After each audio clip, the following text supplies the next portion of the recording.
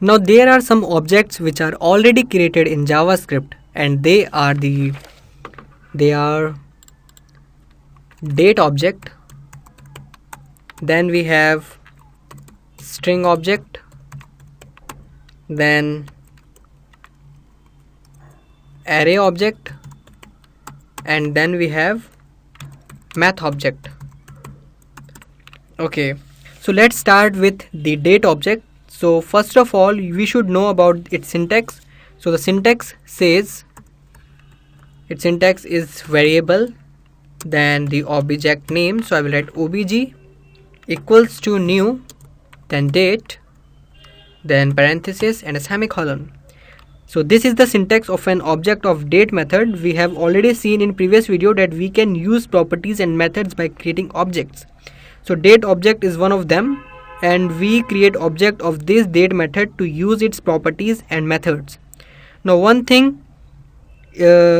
thing is, why do we need date object? We usually require date object to get the current timestamp, and when an user register on your website, or to know when the last session by user, and many more other applications. So there are methods inside the date object, and the methods that we have in the date objects are, they are get date, then we have get hours, then we have get minutes, after that get month, and then we have, after that we month have get seconds, and after seconds we have get year.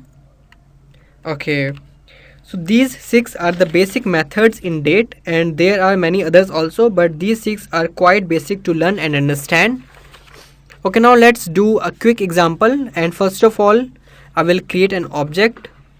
Okay, let me delete all this. Okay, now I will create an object, so I will write var, then obj, then equals to new, then date for the date method. Okay, now if you want to get the current date, then I will write document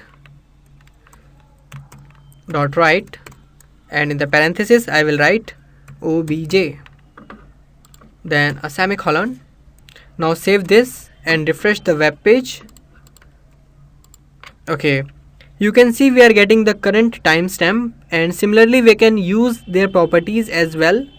So I will write here like this, I will write obj dot get date, then a plus, and then I will concatenate with a line break. Okay, then I will write for get instead of date I will write hours, then I will write for the minutes, and after that for the seconds, after seconds we have for the month, and after that year. Okay, now save this file and refresh your web page. Okay, I think there is some mistake in my code, so just go back, and here is the mistake. I just forgot to write the parenthesis over all this, so I have to write it here. I just need to add at the end of all the methods. Okay, now save this and go back and refresh the page. Okay, so here I have 13 as the date, then it's 18th hour of the day, then 21st minute, then 40th second, and it's showing me 2 and 2016 just because of the month and year. So through this way we can use all the methods of date object. Now the date we are getting is not in the local format, so to show in it in the local you have access another method, and that method it says we have to write it like here, like this, document dot write. Then we have to write obj, then dot to local,